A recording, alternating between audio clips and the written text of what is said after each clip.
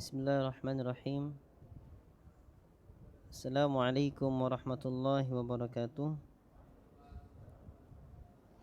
Innal hamdalillah nahmaduhu wa nasta'inuhu wa nastaghfiruh wa na'udzu billahi min sururi anfusina wa sayyiati a'malina. May yahdihillahu fala mudilla lahu wa may yudlil fala hadiya lahu. Wa ashhadu an la ilaha illallah wahdahu la syarika lah wa ashhadu anna Muhammadan abduhu wa rasuluh. Allahumma salli ala Muhammad wa ala ali Muhammad wa man tabi'ahum bi ihsanin ila yaumiddin. Ya ayyuhalladzina amanu taqullaha haqqa tuqatih wa la tamutunna illa wa antum muslimun.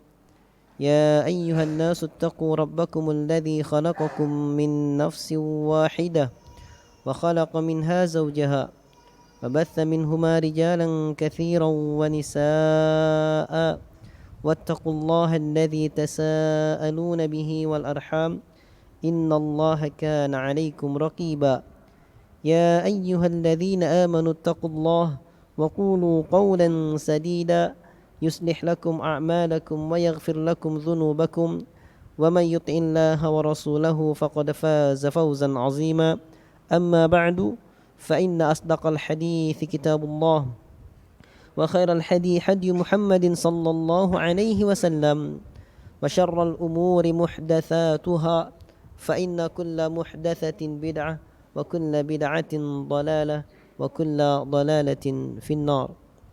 إخوة الإيمان, ikhwanul akhwat wa banati talibat yang senantiasa dimuliakan oleh Allah Subhanahu wa taala. Alhamdulillah, kita masih diberikan kesempatan oleh Allah Subhanahu wa taala untuk melanjutkan kajian kita dari kitab Hadzal Quran fi mi'ati haditsin nabawi. Al-Quran ini dalam 100 hadis Nabi sallallahu alaihi wasallam, yang mana pada pertemuan yang lalu kita telah mempelajari hadis yang ke-18 tentang hifzul Quran, tentang menghafal Al-Quran. Bab ketiga tentang menghafal Al-Quran, hadis ke-18, di mana hadis tersebut dari Ibnu Abbas radhiyallahu anhuma anin Nabi sallallahu alaihi wasallam qala innal ladzi laisa fi jawfihi syai'un minal Qur'ani kal baitil kharibi, rawahu Ahmad wal Hakim wat Tirmidzi wa sahhahahu. Sudah kan ini yang kita hafal dulu? Kok enggak ada yang bisa ngikutin? Lupa semua. Sesungguhnya orang yang tidak ada di dalam rongganya, dalam dirinya, dalam mulutnya sesuatu pun dari Al-Quran, maka seperti bangunan, seperti rumah yang rapuh, ya, seperti rumah yang rapuh. Orang yang enggak punya hafalan Al-Quran, maka dia seperti rumah yang rapuh. Hadis ini sahih, diriwayatkan oleh Imam Ahmad, Hakim dan Tirmidzi. Ya, ini murojaah. Masa lupa? Padahal hadisnya pendek dan telah kita hafal bersama. Sehingga pada hari ini kita masuk hadis yang ke-19.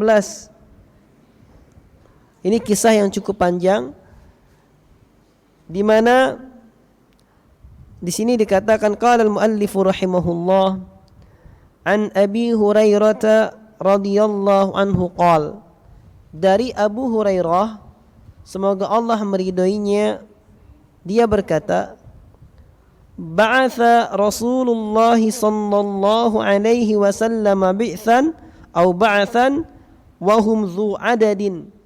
Nabi sallallahu alaihi wasallam pernah mengutus suatu utusan yang mana mereka berjumlah banyak orang. Nabi pernah mengutus suatu utusan yang terdiri dari beberapa orang, banyak orang. Fastaqra'ahum, lalu Nabi sallallahu alaihi wasallam menyuruh mereka baca Al-Quran. Faqara'a kullu rajulin minhum, maka masing-masing pemuda dari utusan tadi yang diutus Nabi, masing-masing mereka membaca Al-Quran, membaca hafalannya. kullu rajulin minhum faqara'a kullu rajulin minhum ma ma'ahu minal Qur'an. Maka masing-masing dari mereka membaca hafalan Al-Qur'annya. Fa'ata ala rajulin min ahdathihim sinna. Dimulai dari yang paling mulianya, paling tuanya, paling seniornya, paling dihormatinya baca, sampai akhirnya tibalah orang yang paling muda di antara mereka. Jadi mulai dari yang paling tua, paling memiliki kedudukan, paling dihormati, terus sampailah kepada orang yang paling muda di antara mereka, orang paling kecil di antara rombongan yang diutus tadi. Faqala, lalu Nabi SAW bersabda, ma ma'aka ya fulan. Setelah semua pemuda-pemuda yang diutus tadi baca hafal Al-Quran sampai kepada anak kecil, ya Nabi mengatakan, apa yang ada padamu wahai anak, wahai orang, wahai fulan, wahai pemuda, apa yang ada padamu wahai pemuda? Maksudnya, ini orang dah baca semua nih Quran, kamu belum baca, kamu punya hafalan apa? Faqala, maka pemuda tadi menjawab, ma'i wa kadza wa suratul Baqarah. Saya hafal ini dan surat Al-Baqarah. Ini di sini tidak disebutkan. Apakah ini di sini yang dibaca oleh teman-temannya tadi dia hafal wa suratul Baqarah, dia ada tambahan hafal surat Al-Baqarah. Qala, Nabi SAW bersabda, ama'aka suratul Baqarah? Benar kamu hafal surat Al-Baqarah? Nah, itu bahasa gampangnya. Faqala na'am. Pemuda tadi menjawab iya. Qal, Nabi SAW bersabda, idhab fa anta amiruhum. Berangkatlah dan kamu jadi pemimpinnya.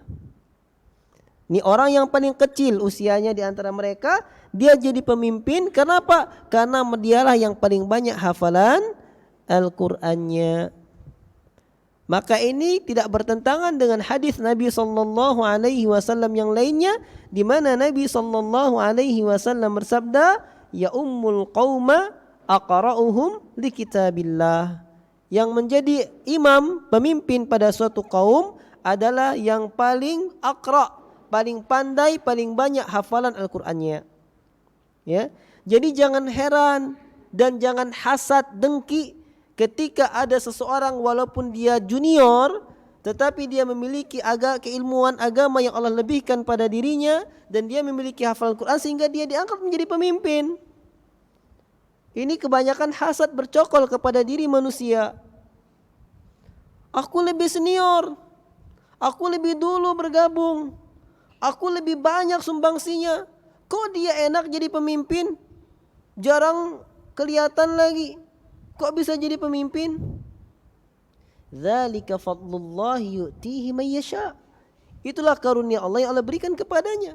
Inilah janji Allah Subhanahu wa taala, yarfa'illahu alladhina amanu minkum walladhina utul ilma darajat. Allah akan meninggikan derajat orang yang beriman, orang di antara kalian dan orang-orang yang berilmu dengan beberapa derajat ketinggiannya. Ya. Inilah di antaranya, sehingga ikhwatal iman harus difahami at-tauhid, aqidah itu membuahkan akhlak. Apa hubungannya Ustaz? Lihat, ketika orang berakidah tauhid, dia yakin rezeki itu telah Allah tetapkan. Sedari kita di perut, setelah umur 120 hari, fa'arsala alaihil malak, maka Allah utus kepada janin tadi malaikat. Fayanfukhu fihi ruh, untuk meniupkan ruh ke dalam janin tadi. Fayu'maru bi arba'i kalimat, sehingga diperintahkan untuk menulis 4 hal, bikatbi rizkihi wa ajalihi wa amalihi wa saqiyun aw sa'idun. Menulis rizkinya, amalannya, ajalnya, amalannya, apakah dia termasuk penghuni surga atau penghuni neraka. Telah Allah tetapkan. Ya. Bahkan innallaha khalaqa maqadir samawati wal ard, maqadir al-khalq. Allah telah menulis takdir-takdir makhluk, semua yang akan terjadi di muka bumi ini qabla an yakhluqas samawati bi khamsina alf sanah. Sebelum Allah menciptakan langit dan bumi selama 50.000 tahun. Ya, telah Allah tetapkan semua. Dan rezeki Allah tidak akan pernah meleset. Ini tauhid, akidah kita. Akidah kita. Ya, karena Nabi bersabda, "Ma asabaka lam yakun liyukhti'aka wa ma akhta'aka lam yakun liyusibaka." Apa saja yang Allah tetapkan menimpamu enggak bakal meleset darimu, dan apa saja yang Allah tetapkan meleset darimu enggak bakal mengenaimu. Rezeki Allah enggak bakal salah alamat. Ya. Terus azab atau ujian Allah enggak bakal salah alamat. Ini akidah kita, keyakinan kita. Maka akidah ini, tauhid ini membuahkan akhlak, menjadi orang yang sabar, menjadi orang yang qanaah, menjadi orang yang jauh dari hasad. Inilah maksudnya ikhwatal iman. Kenapa akidah tauhid itu dipelajari pertama kali, pondasi dasar, karena dialah yang akan membuahkan akhlak. Banyak orang nggak tahu, aku udah khatam kitab akidah dari mulai yang paling tipis sampai paling tebal, tapi kok ketika ada sedikit hasad, ketika ada yang aneh dikit fitnah, ini berarti pelajaran tauhidnya belum membuahkan pengamalannya.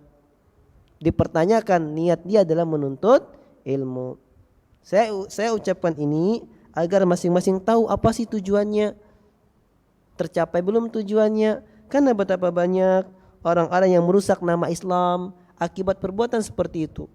Dia selalu mendakwakan akidah tauhid, dia selalu mengusung dakwah tauhid, tapi dia jadi orang yang membuat Islam dibenci, dakwah tauhid dibenci karena melihat karakternya yang jauh dari pengamalan tauhid dan akidahnya.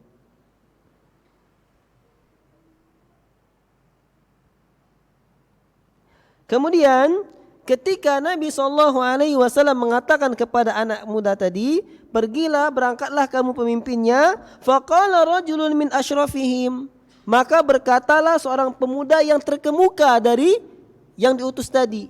Maksudnya pemuda yang adalah di antara strata sosial, dia dianggap pimpinan, dia dimuliakan, paling mulialah dari kelompok tadi, dari kelompok orang yang diutus. Maka dia berkata, "Wallah, demi Allah ya Rasulullah, wahai utusan Allah, wahai Rasulullah, ma mana'ani an ata'allama surat al-Baqarah illa khasyitu an la aquma biha." Dengarlah jawabannya. Wahai demi Allah, wahai Rasulullah, tidaklah menghalangiku untuk mempelajari surat Al-Baqarah kecuali karena aku takut aku enggak bisa ngamalinnya. Jawaban ini bagus enggak? Apa maksud jawaban ini? Maksud jawaban ini, ya Rasulullah, aku ini lebih pantas di pemimpinnya. Aku tuh enggak ngapal Al-Baqarah karena takut enggak bisa mengamalkannya. Kan kalau enggak ngamalkannya kan berdosa. Nah, itu maksudnya kan ke sana. Jawabannya indah, tapi ini pembelaan. Pembelaan sama kayak orang-orang di antara kaum muslimin. Kenapa kamu ngafal Quran? Biarlah saya ngafal Quran kayak gini. Percuma hafal Quran tapi akhlaknya buruk. Mending enggak ngafal Quran tapi akhlaknya jelek, tapi akhlaknya baik. Kamu enggak ngafal Quran, nyatakan akhlak kamu buruk. Kenapa enggak mau ngafal Quran? Apa hubungannya, Ustaz? Akhlak itu enggak sama manusia doang, sama Allah juga harus berakhlak, sama makhluk Allah berakhlak. Akhlak kepada Allah menghafal kitab Allah. Antum mengaku berakhlak kepada makhluk tapi enggak berakhlak kepada Allah Subhanahu wa taala. Di antara akhlak kita kepada Allah, kita jaga syariat Allah, kita hafalkan firman Allah, kita dekatkan diri kepada Allah. Kemudian akhlak kepada makhluk itu membuahkan akhlak kepada makhluk. Karena kita menghafal kitab Allah, kita tahu apa yang Allah perintahkan kepada kita untuk bermuamalah kepada makhluk. Ini orang cari pembenaran. Percuma satu, saya lihat santri-santri penghafal Quran, hafal Quran aja tapi dia enggak beradab. Emang standar adab apa? Ya. Standar adab itu apa? Makanya saya akan kaji insyaallah standar adab. Soalnya di kajian akan tersebar nanti infonya, saya akan buat kajian beradabkah diriku. Karena banyak di antara kita standar adab itu enggak tahu. Standar adab berakhlak itu adalah apa yang menyenangkan dirinya. Ketika ada perbuatan seorang enggak menyenangkan dirinya, dia bilang enggak beradab. Jadi ketika ada hakim di pengadilan memutuskan kamu bersalah, itu enggak senang, berarti hakimnya enggak beradab. Karena standar adab apa yang tidak menyenangkan dirinya. Kan? Makanya kita harus tahu apa sih standar adab itu.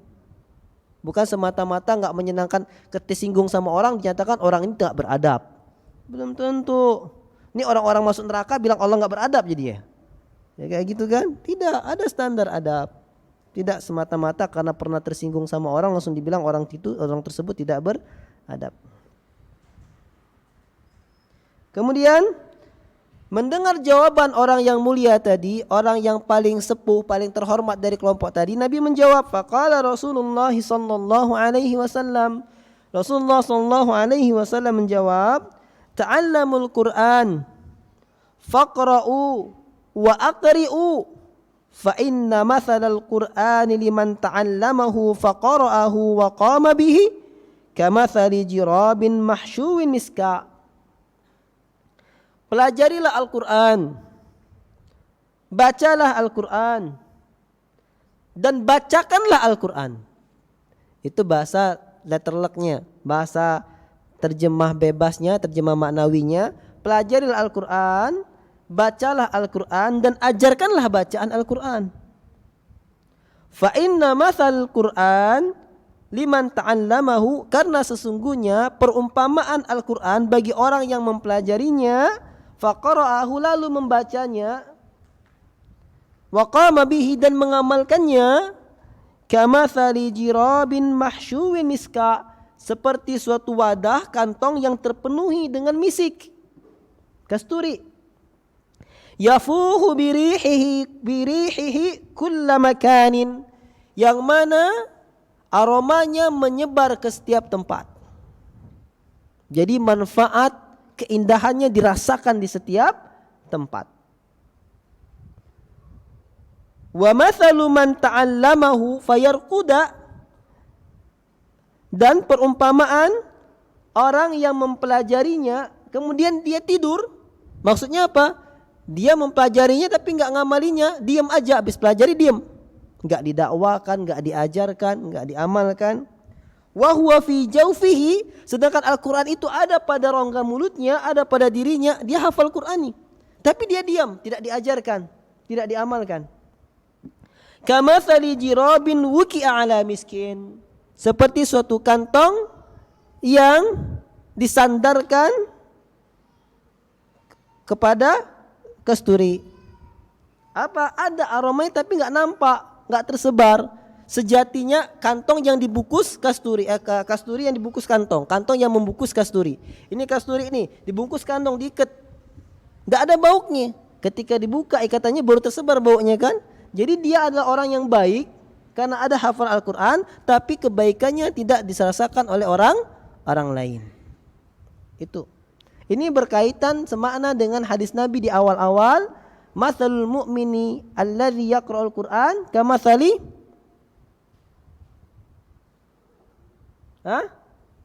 kamathalil utrujjah rihuha tayyibun wa ta'muha tayyibun. Perumpamaan seorang mukmin yang dia membaca Al-Quran seperti utrujjah, yang mana aromanya bagus dan juga rasanya juga enak. Itu kan? Ini diantara berkaitan dengan hadis tersebut. Hadis ini diriwayatkan oleh Imam Nasa'i dan Ibnu Majah dan Ibnu Hibban serta Tirmizi, dan dikatakan hadisnya sahih. Yaqulul muallifu rahimahullah, hakadha yarfa'ullahu ta'ala alladhina utul ilma darajat. Beginilah Allah Subhanahu wa taala mengangkat orang-orang yang diberi ilmu pengetahuan dengan beberapa derajat. Fayufaddiluhum ala ghairihim, sehingga Allah utamakan dia dari selainnya. Anak kecil tadi dijadikan pemimpin karena hafalan Al-Qur'annya, karena keilmuannya. Fil hayatid dunya, dalam kehidupan dunia. Wala ajrul akhirati akbar, dan sungguh pahala di akhirat akan jauh lebih besar. Wa hifdzul Qur'ani ahadud dalail ar-ra'isati ala ilmi syakhsi.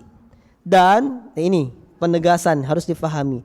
Hafalan Al-Qur'an adalah salah satu dalil, salah satu bukti yang pokok atas keilmuan seseorang. Wa min thamma tafdiluhu wa taqliduhul manasib.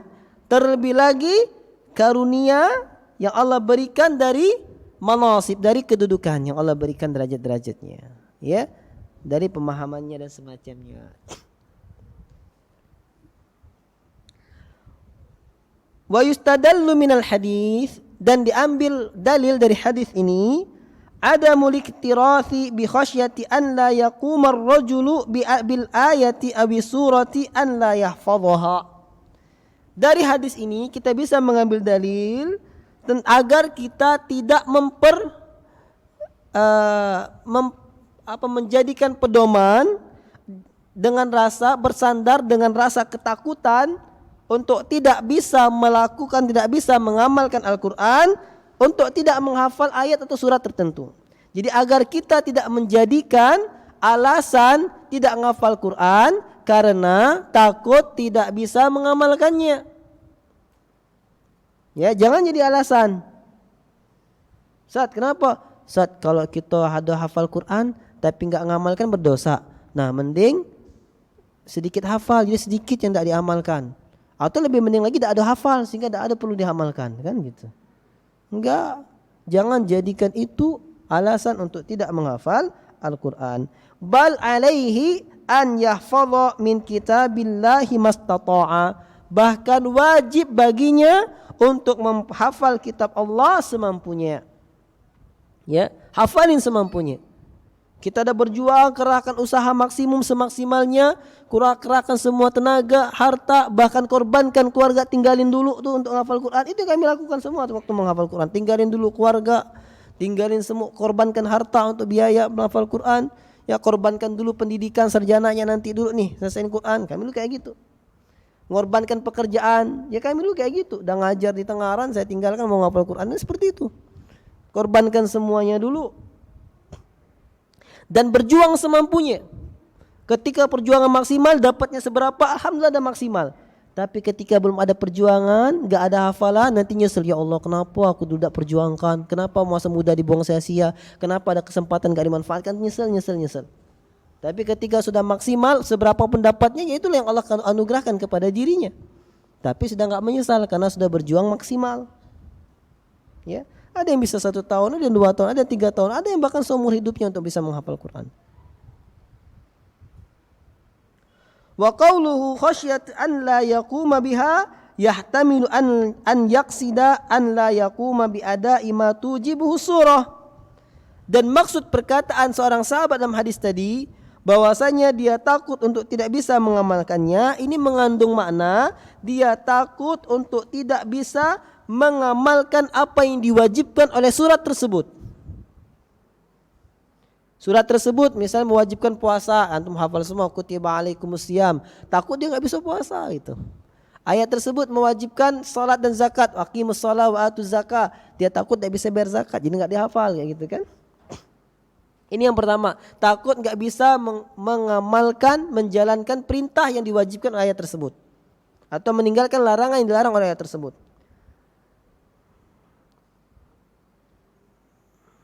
Kama yahtamilu an yaqsida bil qiyami biha qiyamul lail.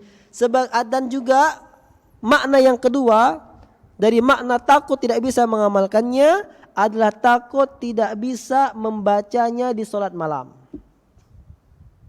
Dari keterangan ini maka penjelasan Syekh di sini senada dengan penjelasan Imam An-Nawawi dalam kitabnya At-Tibyan fi Adab Hamalatil Quran. Karena Imam An-Nawawi dalam kitabnya At-Tibyan fi Adab Hamalatil Quran mengatakan makna mengamalkan Al-Quran adalah diantaranya kita membacanya di salat malam. Ini yang pertama. Yang kedua, kita menjalankan apa yang diperintahkan oleh ayat tersebut dan menjauhi apa yang dilarang oleh ayat tersebut. Ini maknanya.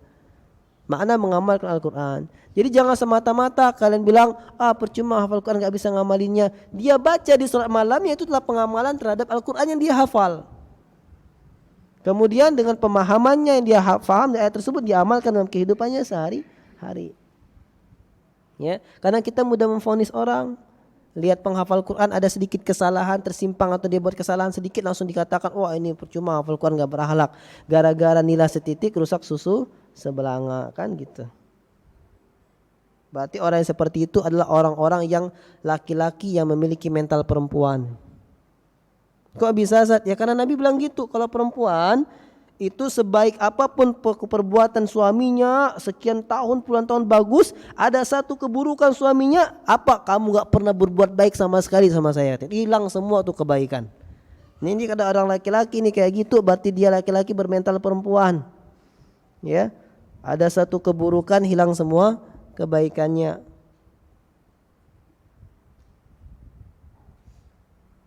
Yadullu 'ala al-ma'na al-awwal al-mafhum al-'am min qawli as-sahabi wa yadullu 'ala al-ma'na ats-tsani ijabatir rasul sallallahu alaihi wasallam.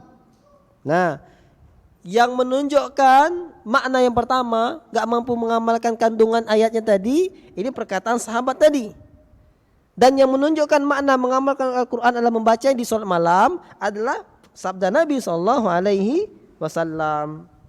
Ya, jadi keterangan Nabi tadi SAW yang tetap baca Quran, ya kayak gitu kan? Ini menyatakan pengamalan di situ adalah dibaca di waktu malam. Ini dari sisi istidlalnya, sisi pengambilan dalilnya. Kok bisa dinilai kayak gitu, diambil dalil seperti itu? Idz qarana baina man yarquda fil lail. Karena Nabi mengatakan liman ta'allama al-Qur'an faqara'u fayarquda, dan dia tidur. Berarti apa maknanya? Enggak mengamalkan di sini karena dia tidur, sehingga mengamalkannya adalah dia bangun dan baca Qur'annya di waktu malam. Dari hadis inilah sehingga begitulah bagaimana analisa para ulama yang begitu cerdasnya sehingga dia bisa istinbat, mengambil hukum dari suatu dalil. Karena Nabi kaitkan perintah Nabi dengan man yarqudu fil lail, orang yang tidur di malam hari. Wa anna mithlahu mithlal jirabil muwakka'i 'alal miskin. Ya, karena Nabi perumpamakan dengan suatu kantong yang dia menutup kasturi mimma yufhamu anhu anna adamal qiyami bisurati huwa naum. Dari hadis ini difahami makna tidak mengamalkan ayat tersebut adalah dengan tidur. Ai adamu qiyamil lail, maksudnya tidak salat malam. Wal ma'na al-awwal aqrabu lil ihtimal. Dan makna yang pertama itu lebih dekat. Makna yang pertama tadi yang tidak mampu mengamalkan isi kandungannya. Ini lebih dekat karena ini paham sahabat. Namun Nabi motivasi lagi karena sholat malam pun itu termasuk mengamalkan ayat Allah, mengamalkan Al-Quran. Qala al-muallif rahimahullah, inna lil Qur'ani barakatun wa huwa fi jawfil mu'min. Sesungguhnya di dalam Al-Quran ada keberkahan yang mana itu berada di dalam diri seorang mukmin. Mungkin sangat mungkin. Apa sih contoh berkahnya? Banyak, sangat banyak. Gak bisa saya sebutkan, nanti ada mentang-mentang enggak. Tapi banyak. Kalau antum mau, antum bertemanlah dengan penghafal Quran, antum lihat bagaimana keberkahan yang ada pada dirinya. Ini banyak sekali kita dapatkan keberkahan para penghafal Quran, banyak sekali. Ya. Contoh keberkahan di dunia pun banyak, apalagi keberkahan di akhirat belum tahu ya. Banyak sekali. Pengalaman pribadi dan teman-teman banyak. Kehilangan uang sekian, kemudian di hari itu juga dapat lebih berkali lipat darinya, kemudian bisa memenuhi kebutuhannya. Ketika hari ini tidak punya apa-apa, tapi butuh beli apa, tahu-tahu ada dapat masuk, enggak tahu dari mana bisa beli apa.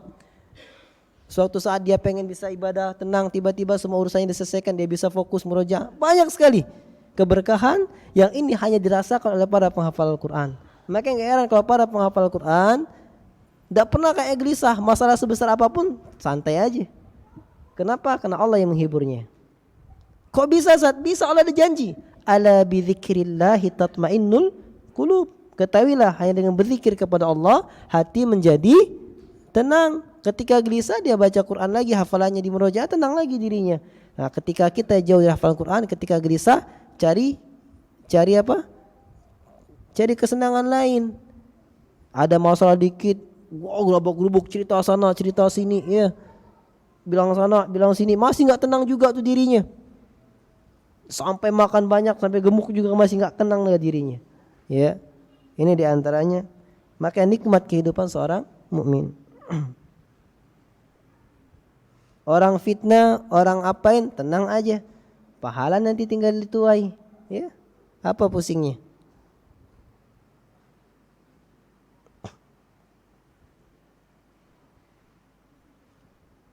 Faman kana jawfuhu khaliyan minal Qur'an kana kal baitil kharibi kama marra fi haditsin sabiq.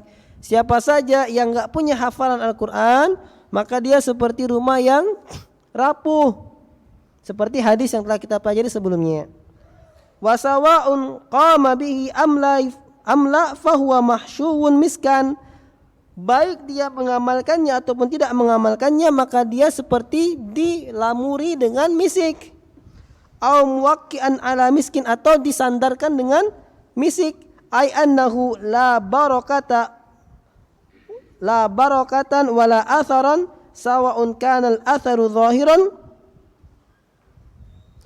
Ai anna lahu barakatun au athar sawa'un barakatan aw atharan sawa'un kana al-atharu zahiran yantakilu ilal ghairi am kana ghaira wadihin lil akharin.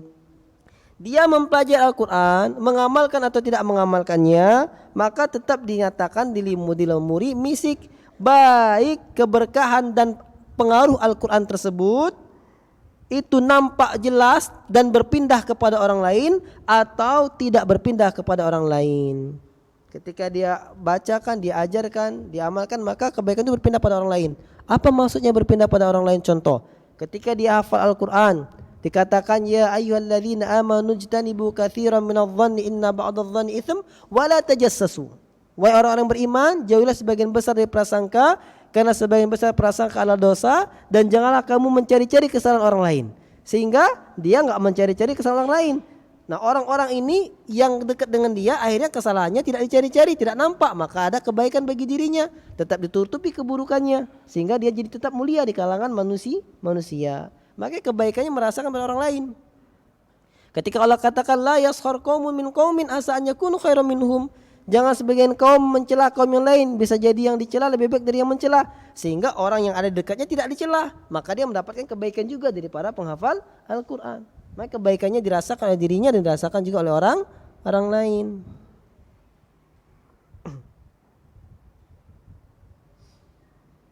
Inna fi hadzal hadithi iqtiranun wadihun baina qiraatil Qur'ani wa iqra'ihi.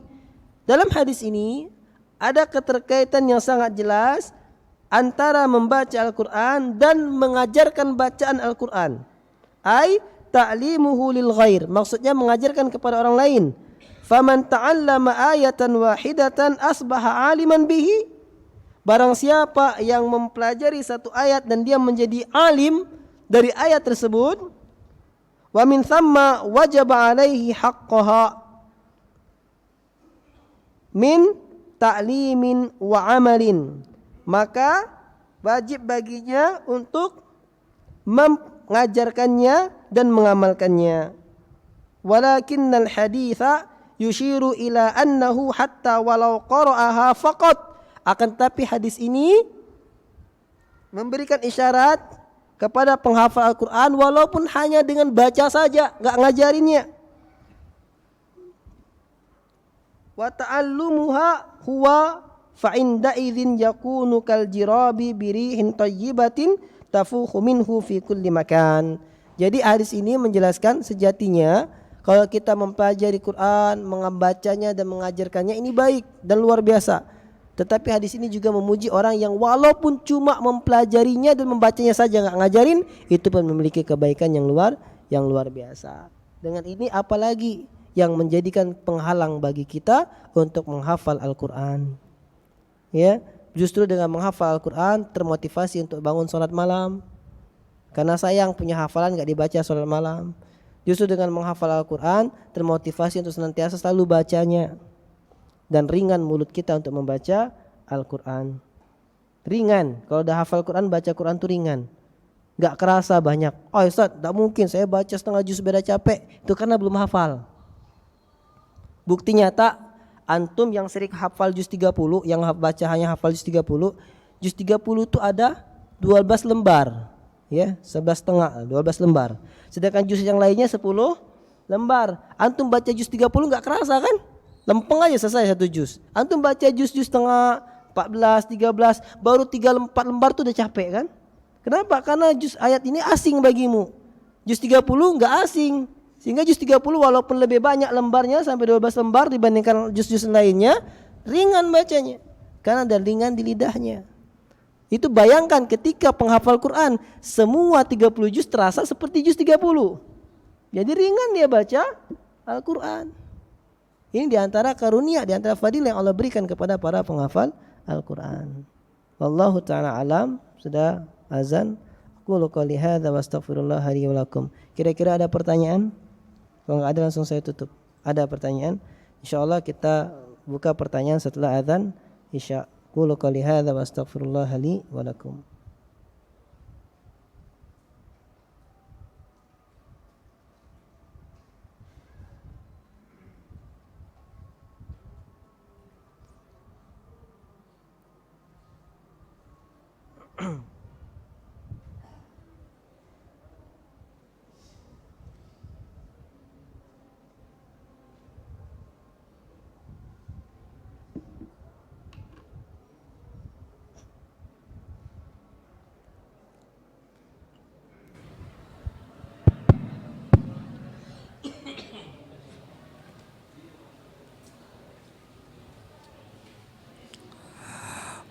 Allahu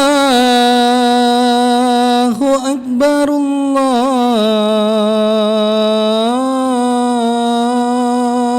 Akbar, Allahu Akbar, Allahu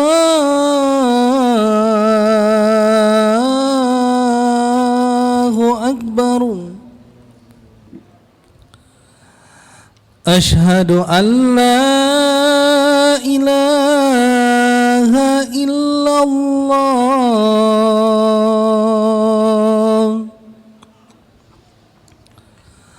Ashhadu an la ilaha illallah.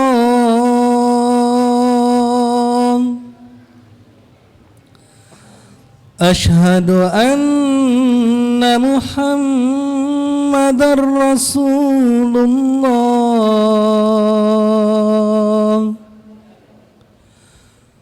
Ashhadu anna Muhammadar Rasulullah.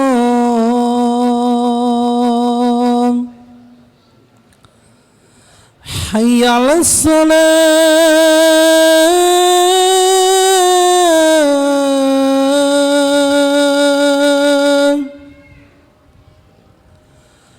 Hayya 'alas salat.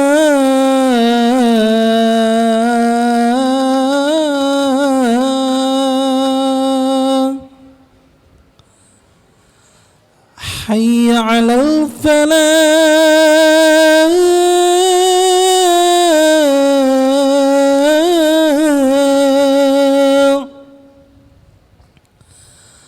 Hayya 'alal falah.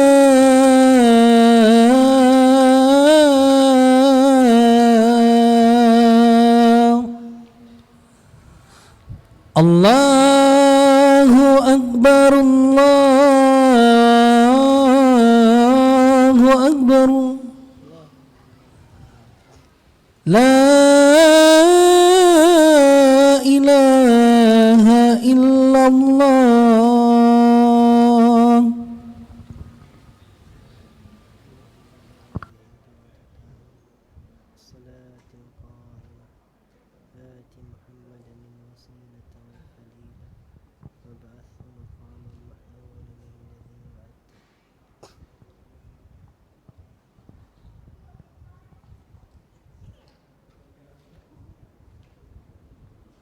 Bismillahi wa kafa. Wassalatu wassalamu ala nabiyil mustafa wa ala alihi wa ashabihi wa man ittaba'al huda. Ya, ada pertanyaan silakan. Ustaz, ini ada pertanyaan masuk ke WhatsApp Fatmedia, Ustaz. Tapi di luar tema, Ustaz. Yang pertama, Assalamualaikum warahmatullahi wabarakatuh.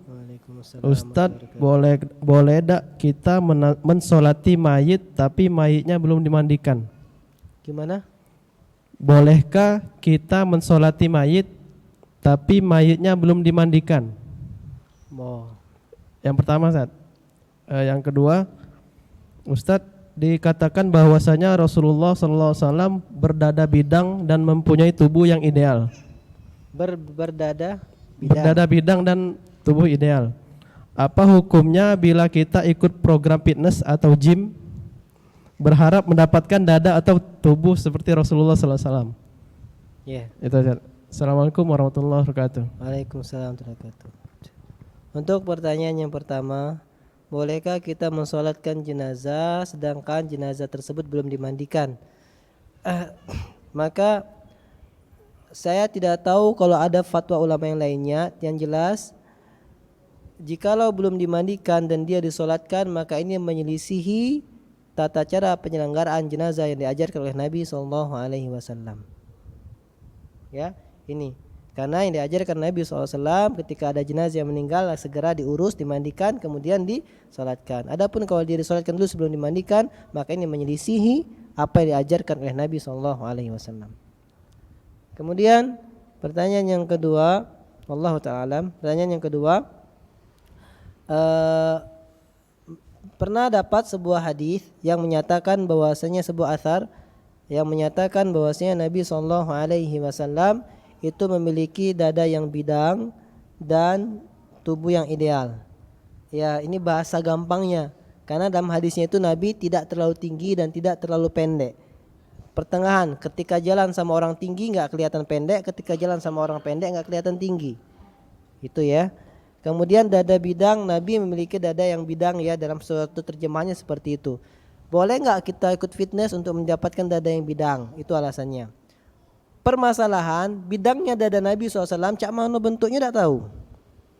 Ya, apakah bidangnya dada Nabi SAW seperti bidangnya para atlet fitness itu? Atau bidang yang berbeda, maksudnya datar, tegap, nggak bungkuk. Karena Nabi nggak bungkuk. Ya. Dan Allah melarang untuk jalan bungkuk atau terlalu membusukkan dada. Fala tamshu fil ardi maraha. Jangan kalian berjalan di muka bumi dengan membusukkan dada. Ya. Jadi Nabi enggak jalan bungkuk, enggak juga dengan dada, maka dada tegap. Nabi itu tegap dalam riwayatnya. Tegap ya. Bidang di sini mas dada bahunya agak kalau yang dapat suatu asar bahunya agak datar. Ya. Nah, kalau untuk fitness bahunya bisa jadi datar enggak? Enggak, ini udah ciptaan. Kalau jatuh aja, enggak bisa jadi datar kan? Walaupun gini-gini kan juga nanti jatuh lagi gitu. Ya kan? Itu yang pertama.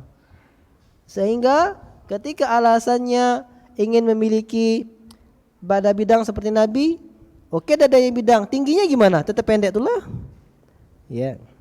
Kemudian di antara sunnah itu ada namanya sunnah fi'liyah, sunnah perbuatan Nabi. Ada yang sunnah itu hukumnya memang wajib seperti sholat 5 waktunya Nabi. Ada sunnah yang hukumnya sunnah seperti ibadah bersunnah. Ada sunnah yang hukumnya mubah. Ada sunnah yang hukumnya makruh.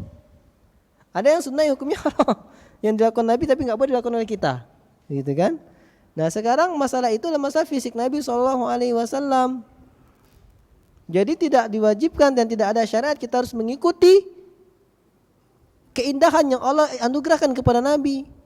Nabi itu kulitnya putih kemerah-merahan. Antum mau operasi plastik biar putih kemerah-merahan juga, gitu kan? Ya enggak juga. Maka kita larang membuat kalau untuk fitness dengan tujuan agar bisa sehat, gagah, kuat, gak sakit-sakitan, dan dengan kesehatan itu akan memudahkan dia ibadah kepada Allah, itu baru ibadah. Karena innamal a'malu binniyati wa innamal likulli imri'in ma nawa. Amal itu dilihat dari niatnya dan orang akan mendapatkan sesuai dengan niatnya. Dan Imam Ibnu Taimiyah mengatakan ma la yatimmul wajib illa bihi fahuwa wajib. Apa saja yang enggak bisa menyempurnakan sesuatu yang wajib kecuali dengannya, maka dia bisa jadi wajib. Atau dalam kaidah fikih mengatakan al-wasail laha ahkamul maqasid. Wasilah, perantara, sarana-sarana itu memiliki hukum tujuannya. Ketika kita sarana olahraga ini, olahraga apapun, enggak mesti gym, olahraga apapun dengan tujuan agar sehat dan dengan sehat ini bertujuan untuk memudahkan ibadah, maka sarana ini memiliki hukum tujuannya. Dengan olahraga saya sehat, dengan sehat saya bisa baca Quran kuat 1 jam, maka kebaca Quran sunnah, dia sarana ini, olahraga ini jadi sunnah. Tapi yang permasalahan sekarang yang tidak sedikit terjadi, olahraga tujuan awal biar sehat, tapi akhirnya habis olahraga kecapean tidur, nggak kajian, nggak baca Quran. Nah ini jadi permasalahan. Tujuan awal saat kami mau buat tim olahraga, kelompok kita biar tanding, biar sehat. Ternyata habis tanding ada pengajian datang kecapean. Habis itu malamnya sibuk lain, tak baca Quran. Jadi mana tujuannya? Hukum asal olahraga mubah dan menjadi sunnah ketika tujuannya sunnah. Wasilahnya apa, tujuannya apa. Tapi kalau sudah habis olahraga tidur, mana tujuan sunnah-sunnahnya tadi? Ini ya. Nah, apa kalau terkhusus fitness, ini banyak permasalahan yang lainnya. Bisa jadi kalau fitnessnya syar'i Zat, enggak ada akhwatnya, alhamdulillah. Musiknya ada enggak? Musiknya enggak ada saat fitness di rumah, alhamdulillah. Berarti dia kena hukum olahraga secara mutlak, mubah. Dan saji sunnah ketika tujuannya sunnah. Tapi ketika ada musik, gimana? Musik diharamkan. Ketika ada perempuan, gimana? Tapi saya nggak ngelihat tapi ikhtilat, bercampur baur. Gitu. Gimana lagi itu? Nggak ada saat tempat yang steril dari itu. Berarti bertakwa kepada Allah sesemampunya. Ya itu kan bisa dihindarin, buat sendiri, sokongan, buat di grup, buat di sekolah. Banyak sarananya. Jadi gimana Zat? Kalau diyakinkan selamat dari ngelihat wanita, selamat dari musik, ya, maka hukumnya kembali kepada hukum asalnya mubah dan dia menjadi sunnah ketika tujuannya untuk ibadah sunnah. Karena Allah berfirman dalam Quran surat Al-A'raf, wa'iddu mastata'tum min quwwah. Siapkanlah semampu kalian dari kekuatan. Jadi seorang mukmin olahraga biar kuat itu adalah sunnah dan perintah Allah Subhanahu wa taala. Tapi tetap dengan cara-cara yang halal, yang disyariatkan, bukan cara-cara yang haram. Berarti saat ikut bela diri boleh, bahkan itu sunnah, bahkan itu bisa jadi wajib ketika harus kita jihad. Kenapa? Karena Allah sendiri yang bilang, wa'iddu mastata'tum min quwwah. Siapkanlah semampu kalian dari kekuatan. Ya, jadi Allah sendiri yang bilang kita harus menjadi mukmin yang kuat. Dan Nabi bersabda, al-mu'minul qawiyyu khairun wa habbu ilallahi minal mu'minid dhaif. Minal mu'minid dhaif wa fi kullin khairun. Mukmin yang kuat lebih baik dan lebih dicintai oleh Allah daripada mukmin yang lemah, walaupun kedua-duanya memiliki kebaikan. Ya, ini yang harus difahami. Insyaallah bisa disimpulkan sendiri. Wallahu taala a'lam. Udah. Alhamdulillah, naktafi bihadzal qadar. Naktafi bidu'a kafaratul majlis. Subhanakallahumma wa bihamdika asyhadu an la ilaha illa anta astaghfiruka wa atubu ilaik. Assalamualaikum warahmatullahi wabarakatuh.